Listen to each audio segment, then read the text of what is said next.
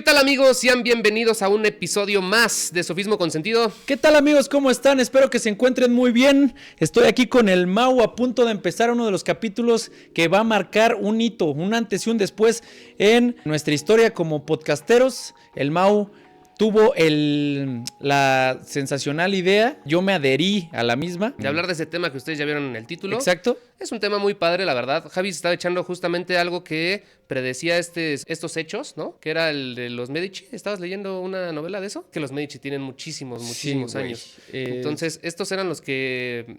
Bueno, a ver... También vivieron simultáneamente, pero quiero decir, fue el declive de esa casa, ¿no? De esa familia. De esa dinastía. De esa dinastía, después de que Lorenzo el Magnífico fallece y deja a... Peter. Así es, a Piero Medici, ¿no? O Pedro Medici, como le quieran decir. Mi querido Pedro. Vamos a decirle para mexicanizándolo y para que no tengamos tanta rimbombancia italiana, porque luego hasta eso critican, cabrón. Y que pues Italia pues no existía como tal, ¿no? O sea, exacto. No había una unificación, hasta ustedes saben bien, y no vamos a entrar a ese periodo de la historia, pero con nuestro querido Garibaldi, no precisamente el PAN. Aquí me lo pones, mi perro. Sí. Igualmente que es... Bueno, a ver, para que todos entren un poquito en calor y en contexto, estamos hablando más o menos de 1492, ahí como por cuando Cristóbal Colón literal estaba llegando a las Indias, ¿verdad? A las Indias americanas. Bueno, primero llegando a todo lo que es el Caribe y ya posteriormente a lo que conocemos hoy como México. Pero también... hay contexto importante más atrás, medio siglo antes, 1453 por ahí. 30 de mayo de 1453, que es la caída del Imperio, o sea, la caída de Constantinopla. Sí, total. Y bueno, también si nos queremos ir más atrás, porque estamos hablando de los Borgia y sin Rodrigo Borgia esto no sería posible. Él nace por ahí de los 30 del siglo XV. Sí, a ver, lo que dice Mau de 1450, del 30 de mayo de 1453, que es la caída de Constantinopla, adquiere relevancia por dos cosas, más bien por una de ellas, el Imperio Turco, ¿no? El Imperio Otomano bajo Mohamed II, toma algunos territorios de Europa. O Mehmed. ¿No? ¿Sí? Y después a la muerte de Mohamed Mau, que el mismo libro en donde estamos basando nuestra bibliografía, menciona que él tenía dos hijos y deja a dos de ellos, ¿no? No sé si recuerdes que deja dos. El mayor subió al trono, que se llama Bajazet II, ¿no? Después se pelearon. Y el otro es Dehem, como... Es que no sé cómo pronunciarlo. Yo tampoco. Pero bueno, tiene razón. ¿Y por qué entra lo de Bajazet II? ¿Por qué tiene que ver esto? Porque después de que lo toma Mohamed II, como dijimos, ya siendo coetáneos o sea, simultáneos en el tiempo, tanto Carlos VIII, porque va a tener mucho que ver en 1492, pero el libro que tomamos, que es el de Crímenes Célebres, los Borgia. Crímenes Célebres, exacto, o sea, no se llama los Borgia Crímenes Célebres, sino al revés, Crímenes Célebres, los Borgia, ¿no? Que lo escribió el famoso escritor novelista, sí, basamos en un novelista. No, pero después investigamos también. Sí, y también es buen investigador. Hay bibliografías y todo, por si quieren ir a ver el libro, si no también, pues hay muchísimas fuentes para hablar de los Borgia. Creo que es muy fiel y también lo cuenta de una manera bastante entretenida, por si quieren ir a echarle un ojo al libro, te lo echas en dos patadas, son como historias aisladas. Va uniendo, le va dando contexto histórico europeo y después va uniendo la historia de cuando muere Inocencio, ¿no? Que es el papa que sucede Rodrigo Borgia, ¿no? Que es el papá de los pollitos, el que... Tú sabes cuánto duraron, ¿no? Como 14, 15 años en el poder estos güeyes. Nacido, como dijo Mau, en 1430 y 1431. ¿no?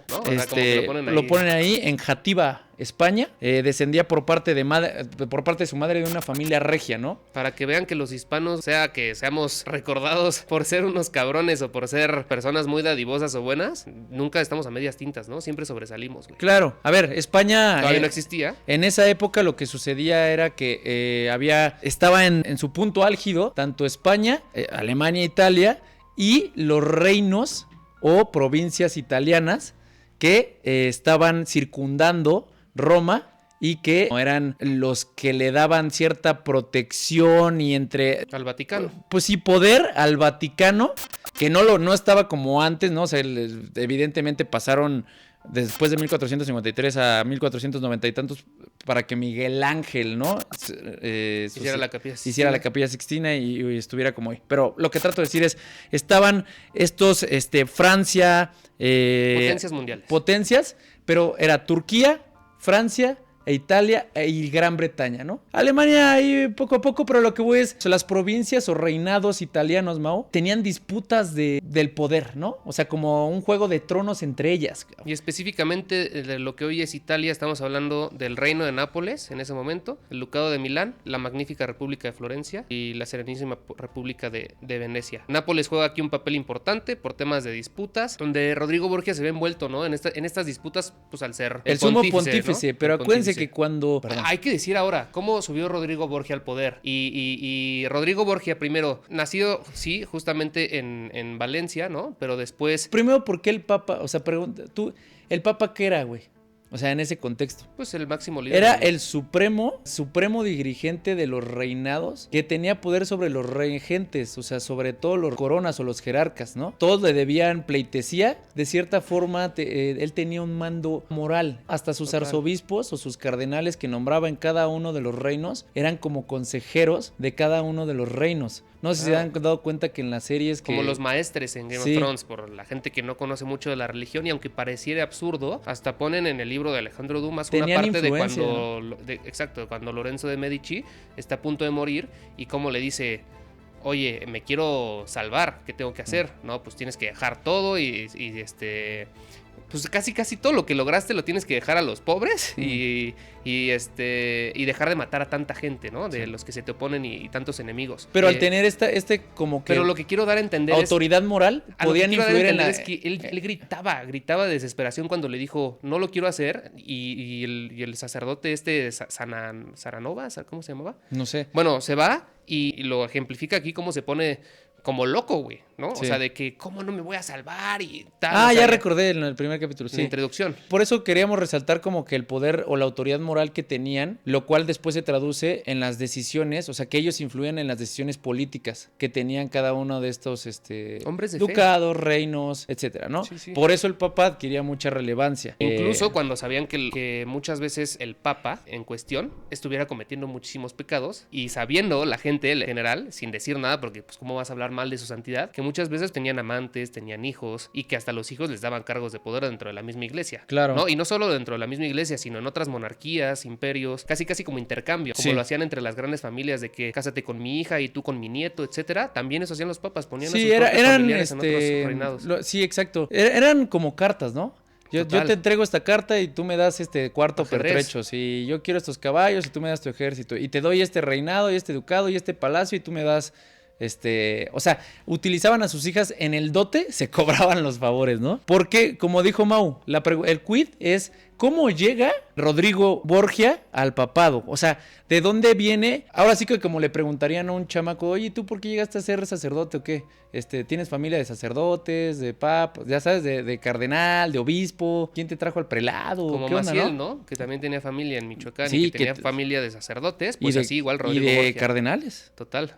Entonces, obispos. Era uno de los papas y influyó en su vida y era su tío. Se llamaba, bueno, el nombre papal era Calixto III. ¿Dos papados antes de él? Dos papados o tres, no recuerdo bien. De acuerdo a lo que dice la bibliografía que estamos comentando, el joven estaba tan enamorado por aquel entonces, hablando de Rodrigo, que el amor apaciguaba su ambición y quedó sorprendido de la exaltación de su tío, que debía obligarlo sin duda a entrar en los asuntos públicos. Entonces cuenta Calixto que le mandó una carta papal en remisión a España, donde vivía mi queridísimo Rodrigo Borgia, que en su momento, como te decía, su mamá tenía sí nobleza y de cierta familia regia, de nobleza. De alcurnia. Ajá, era meritorio en su momento de poder llegar a alguna jerarquía dentro de la nobleza. Estudió como abogado 2 años, o 3 o 4, pero antes de la tiara papal había pretendido él ya las coronas de Aragón y Valencia, porque tenía esta parte de nobleza, como lo manifestamos. Tenía un talento como ese Mao muy apto para las ciencias y en este caso entraba el derecho, ¿no? Y también se dedicó a las armas, que demostraban, según el autor, su sangre fría,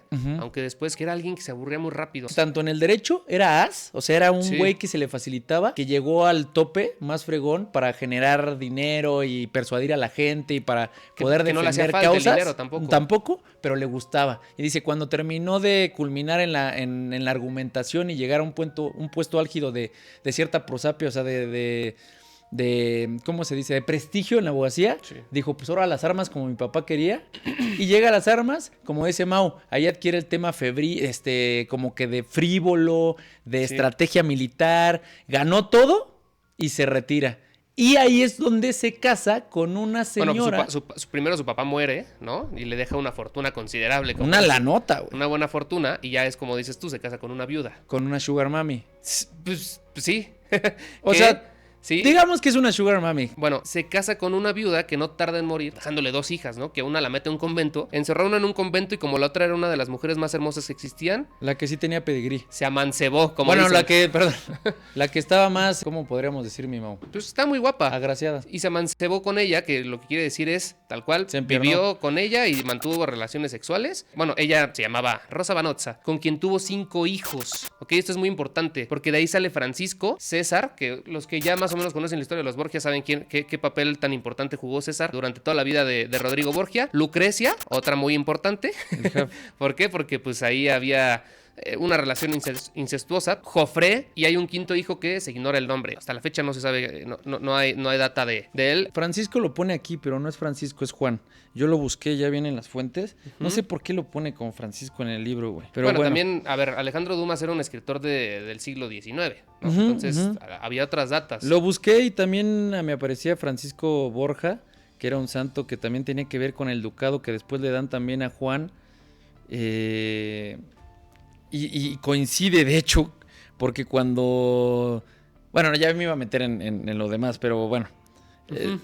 Porque cuando Rodrigo Borgia empieza a negociar con Alfonso Aragón. de Aragón, le pide un ducado para su hijo Juan, para poder tener... Pues ya sabes que el tema de Juan Borgia... Poder, Duque de entonces. Gandía. Le pide el Duque de Gandía o Gandía, no sé cómo se llama. Y también yo dije, a ver, cabrón, ¿por qué no aparece? Busqué diferencias entre Francisco Borja... Porque los dos los pone como Borgia y a veces como Borja. sé por qué. No. Es que ese es un error de... En el castellano es Borja y Borgia es en italiano. Ah, ok. Entonces pone a los dos, uno es santo en la iglesia. Ok. Pero también tienes Duque de Gandía y Juan también. Entonces, no encontré la similitud que nos lo pongan ahí o sea, Sí. a lo mejor y son algo, cabrón, no sé qué pedo. Bueno, pero como dices tú, puso su ficha, ¿no? Ahí con lo Sí, del su ducado. ficha porque como los Borgias se querían expandir, pues es un pinche pedo. Pero ahorita vamos a contar por qué, ¿no? Entonces, el joven estaba enamorado. Calixto le dice, cabrón, vente. Calixto su tío. Calixto, su tío, Calixto Calixto III, que era el tercero. papa.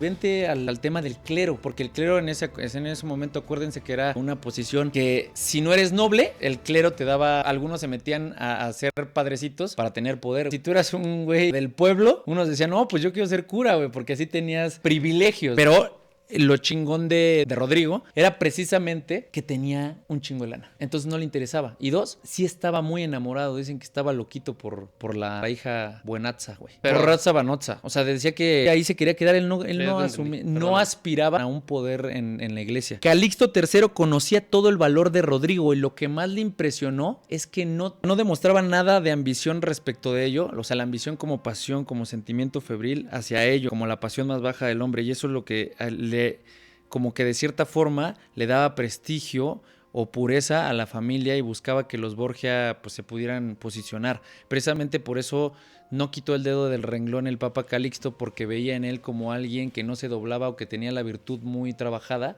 y que cuando vinieran las adversidades no tendría puntos débiles para las que sus tentaciones, enemigos pudieran derrotarlo, ¿no? También, sí. Entonces, debido a su adiestramiento militar vasto, a su capacidad de la palabra y de poder persuadir a la gente, a su estrategia y los sobornos, y lucidez. Porque, como dices tú, o sea, como Pero él de los sobornos depende la lucidez. No, total, me refiero que como él no tenía ambición, a diferencia de los cardenales, que sí sobornó para que él pudiera llegar al pontificado, ¿no? Claro. O sea, y a él no le hubieran podido haber hecho eso, porque dice, pues, o sea, no me llama la atención. No lo necesitaba, ¿no?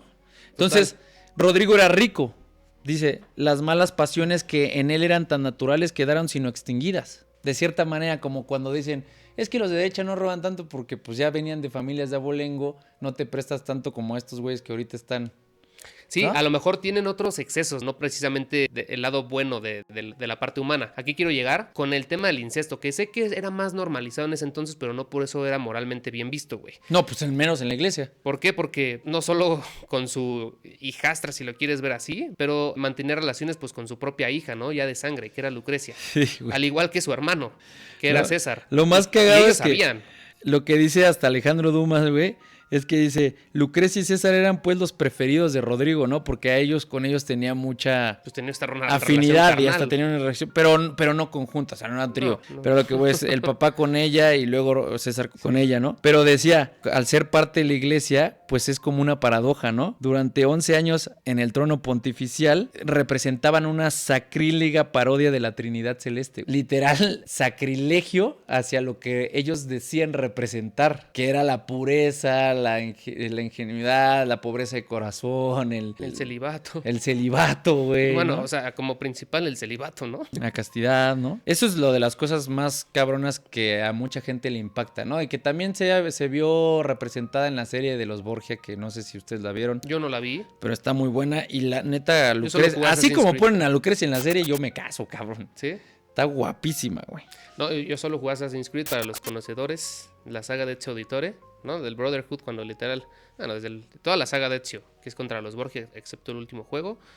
Para los que son gamers, está muy bien adaptado. Javi creo que hasta lo llevó a jugar, ¿no? Sí, un ratito. Muy bueno, sale tal cual Rodrigo Borgia y César Borgia. Muy buen juego. Ahora vamos por qué. ¿Qué hace? Le Sí. insiste el Papa y le dan el prelado. Rodrigo tuvo que obedecer porque no quería llevarla contra la iglesia en ese momento cuando era, pues, güey, ¿no? O sea, como diciendo, ¿sabes qué? Tu tío le dijo, ya déjalo tú por el dinero, ya déjalo tú. Es un cargo honorífico. Tómalo. Te entiendo que estás enamorado y que a lo mejor pero pues aquí vas a ver. Hazme caso. ¿Qué pasó? Llegó a Valencia un prelado romano portador de la nominación de Rodrigo con unos emolumentos de 20,000 ducados. Le ofrecían 20,000 ducados anuales. Yo me di a la tarea, Mau, de determinar. Y Está muy después cabrón llegan con saber 20,000 cuánto ducados. es 20,000 Y ducados. luego le dice el papá, no, ¿sabes qué? ¿No te gusta?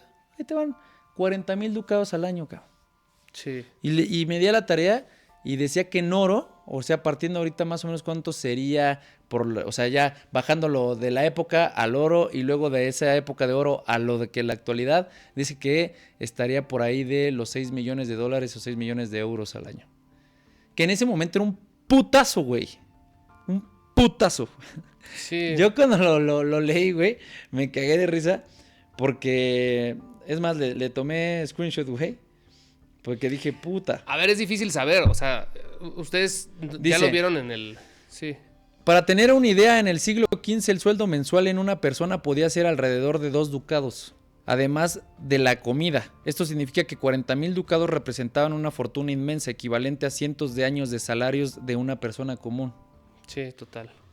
Valor en oro, si se considera el valor intrínseco del oro, un ducado moderno basado en el peso y pureza de los antiguos tiene un valor en el mercado que ronda en 150 dólares estadounidenses hoy en día. Entonces, ya multiplicando los 6 millones, más o menos. Pero Sí, un chingazo. es muchísimo dinero. Entonces, Calixto lo hace arzobispo de Valencia, güey. Y al hacerlo arzobispo de Valencia, lo invita a Roma, Mau. Lo nombró arzobispo de Valencia, cardenal diácono y vicecanciller. Y vicecanciller, pero tenía que irse allá para representar Valencia, ¿no? Él le dijo, güey, pero mi esposa, cabrón, pues ¿cómo me la llevo? ¿Qué pedo? Acuérdate que pues tú sabes qué pey conmigo, cabrón. O sea, allá afuera guardamos las apariencias, pero yo estoy enamorado, qué pey. Le dijo, llévatela, cabrón, no hay pedo. Rodrigo manda a Rosa Banozzi con un cabrón que se llama Manuel Melchiori, que fungió como el esposo ante la sociedad, pero la neta es que era su escolta. Su chaperón. Sí, literal.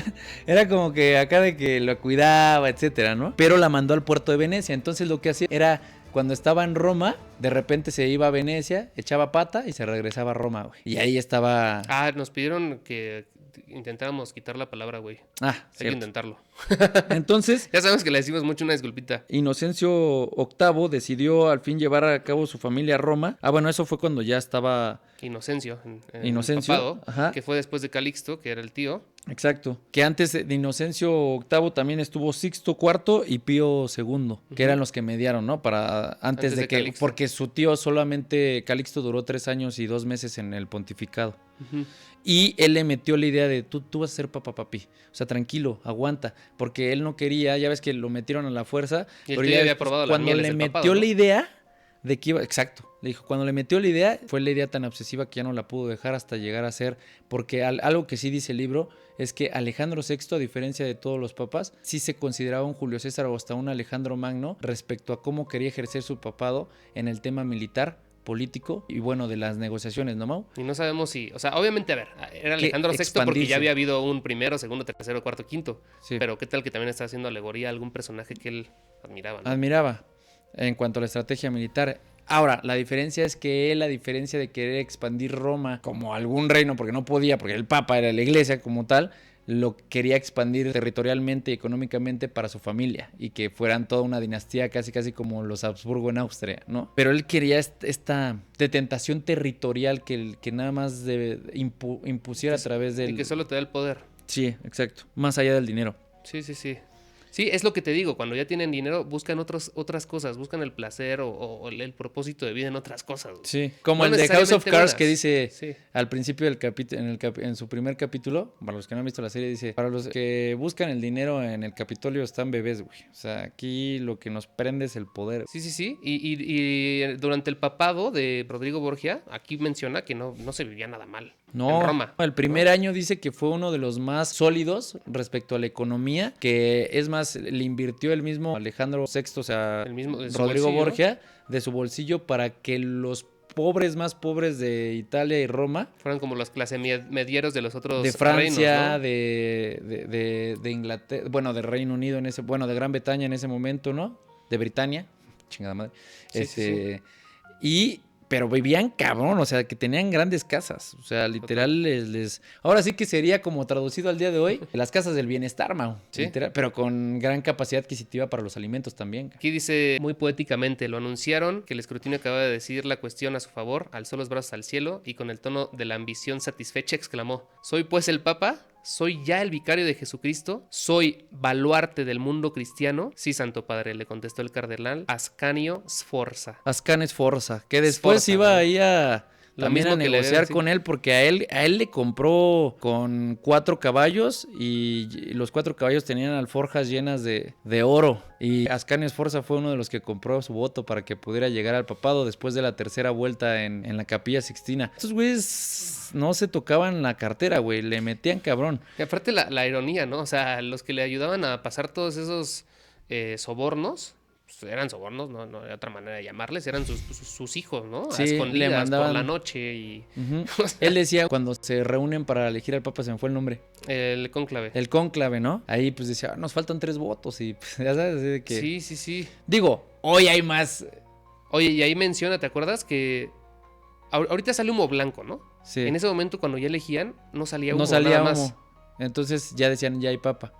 Camarlengo se llama el cardenal, que es el que se encarga de organizar todo el papa. Es que si vieron la película del cónclave, Sí, y que fue... es el que dice que no salgan, que nadie puede hablar con nadie, precisamente para que no se vicien los votos. Y que es como el regente, ¿no? O sea, mientras no hay papa, él es el que se queda en funciones. Está cañón porque dice, cuando él no quería ser papa, antes ya dijo Mau que ya fue de elegido, ahorita vamos a decir la fecha, hay una parte alegórica, muy puntual, que el libro dice, pero su tío Calixto le insinuó la posibilidad de sucederle un día y ya de ahí no se lo quitó de la mente. Pero me encanta cómo dice, desde entonces nació en el joven cardenal aquel poder de hipocresía que hizo de él la más perfecta encarnación del demonio que haya existido jamás en la tierra. Porque, si ustedes ven la serie, era un gran hijo de su madre, güey. O sea, es el Juego de Tronos, formalmente. Y César, para mí, yo creo que es uno de los peores. Peores, o sea, también, todavía porque, más sanguinario y cruento. Sí, y desde aquí se ve, porque acá también lo dice el novelista, César Borgia conoció la noticia de la elección de su padre en la Universidad de Pisa, donde estudiaba su ambición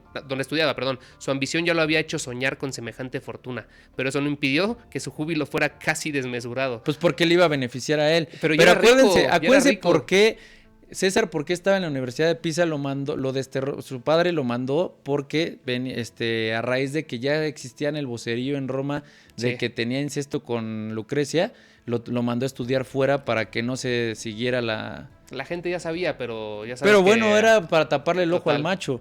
Ahora, dice que, bueno, lo describen así los historiadores, que tenía la sabiduría de Salomón, la paciencia de Job y la divulgación de la palabra de Dios como Moisés, cabrón. Vamos a entrar al tema de cuando el Papa ya entrando en funciones, había 4 reinos importantes en Italia que detentaban el poder. Bueno, ya lo dijo Mau, ¿no? Sí, sí. La República de Venecia, la República de Nápoles, Venecia, de Florencia, Milán. El reinado de Nápoles y Milán como ducado, que eran como los más importantes, entre Sí. provincias, reinos 2 y eran repúblicas. sí. Pero hay que decirlos, bueno, aquí entran aquí hay Muchos personajes. un chingo de personajes históricos, güey, ¿no? Es lo Pero que yo decía. vamos a resumirlo. Robert dice que llevamos media hora. No sé si quieran y ver en un próximo capítulo de esta serie. Si sobre quieren, los nada más Borgia. dejamos los titulares de cada uno de los reinos. ¿Y de qué hace cada uno? Y de qué hace cada uno y ya. ¿No? Explicamos como para que se quede A en... ver si no nos toma como 20 minutos, pero dale. No, rápido. Empieza. El de Napoli, ¿te acuerdas quién era, no? Fernando. Sí, Fernando, que lo dejó Su papá, que era Alfonso del que me decías. Aragón. Alfonso de Aragón, pero el primero, ¿no? Sí. Alfonso de Aragón, el primero, deja a Fernando, que era un hijo bastardo. Sí, total. Pero él toma el poder. ¿Ok? El Fernando, primero. Luego está en el de Milán. El de Milán era Ludovico Sforza, que estaba supliendo a su sobrino hasta que cumpliera la edad de 22 años. ¿Te acuerdas, Mau? Sí. ¿Nombre del Ludovico sobrino? había destinado a su sobrino que estaba muy débil como para ocuparse de los asuntos de su ducado. Este era Gian Galeazzo. Gian Galeazzo. Entonces, Es que son un chingo de nombres, por eso te quédenselo porque Ludovico Sforza, digamos que entra porque estaba medio... Era el tío. Era el tío, Pero el rey estaba débil, que era el hijo, Gian Galeazzo. pero ni tan débil. Al principio lo sucedió porque no tenía la edad cuando él lo sucede. Primero, pero acá pone que era el regente, pero casi que se iba a quedar Sí. pues, para siempre, güey. Hasta que Él se muriera. quería quedar. Es que ahí está el pedo. Porque lo que tratamos de decir estos 4 personajes era porque obviamente Alejandro VI peleaba contra los 4 reinos que se le podían imponer. O sea, la unificación, no unificación política de Italia, se da hasta, ya dijimos, hasta 1700 y la chingada, igual que la unificación de Alemania. Para lo que voy es los reinos Eran que las rodean. regiones más importantes. Las regiones más importantes de la Italia, así sí se le decía, estaban tan en bonanza económica con el papado de Alejandro VI que a todos les convenía que estuvieran bien. Pero entre ellos había traiciones, tanto en el papa como en los 4 regentes de cada una de las provincias y reinados y repúblicas. Porque también está la que vamos a decir, la que viene, la de los Medici. Y ahí es donde va a empezar la carnita. Que la de los Medici, ¿quién era? Se muere el Lorenzo Medici y queda... Piero Piero de Medici. Medici. Pedro... Piero de Medici. Pedro, sí, Pedro. Pedro de Medici, el Peter. Y luego Pietro. quedaba otro. A ver, Fernando de Nápoles. Ludovico, que estaba sustituyendo a Gian Galeazzo, que era de Milán. Venecia.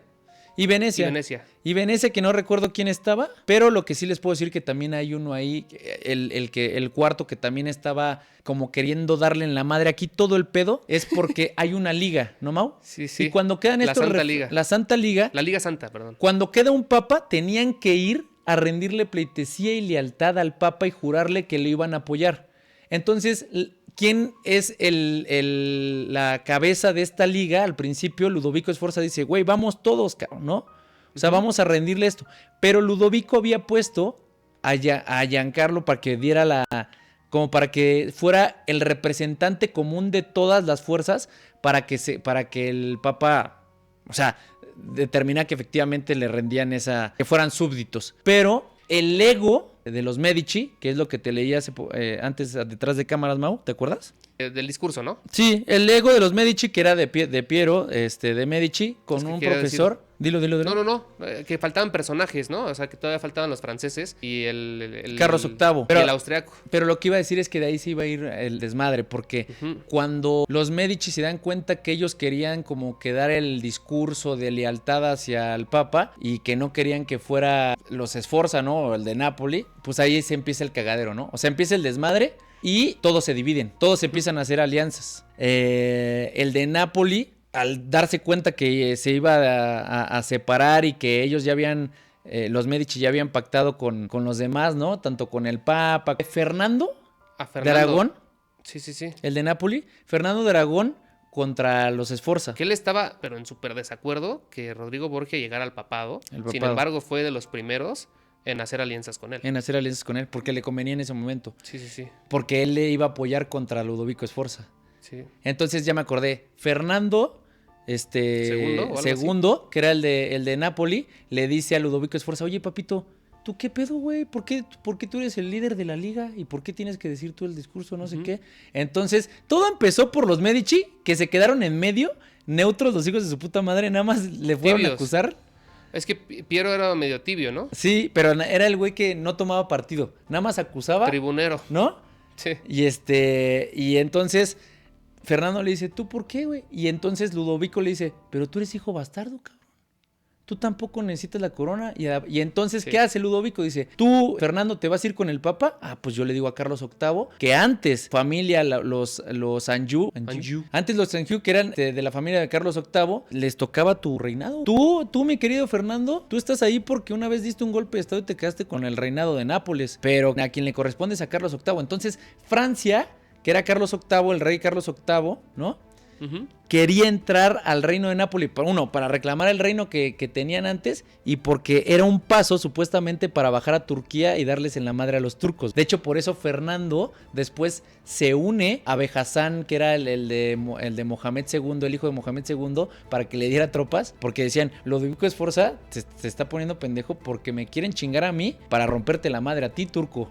Entonces tú ayúdame a mí para que no pases. O sea, todos empezaron a dispersar, güey. Sí, a ver, el que organizó la Santa Liga lo fue Borgia, ¿no? Sí. Rodrigo Borgia, el Papa Alejandro VI, como le quieran decir, que era una coalición antifrancesa con Venecia, Milán, el emperador Maximiliano, ¿cómo te dije hace rato? Sí era de Austria, del Sacro pero... Imperio Romano Germánico. Exacto, germánico romano. Maximiliano y los reyes católicos de España. Estos últimos enviaron a Gonzalo Fernández de Córdoba, el gran capitán, al sur de Italia. Sí. La liga cortó las líneas de comunicación a Carlos VIII, pero bueno, eso ya lo vamos a... Lo vamos a ver en el otro... En la siguiente parte. Ya ustedes vieron el título, que este es un tercio, 1 de 3.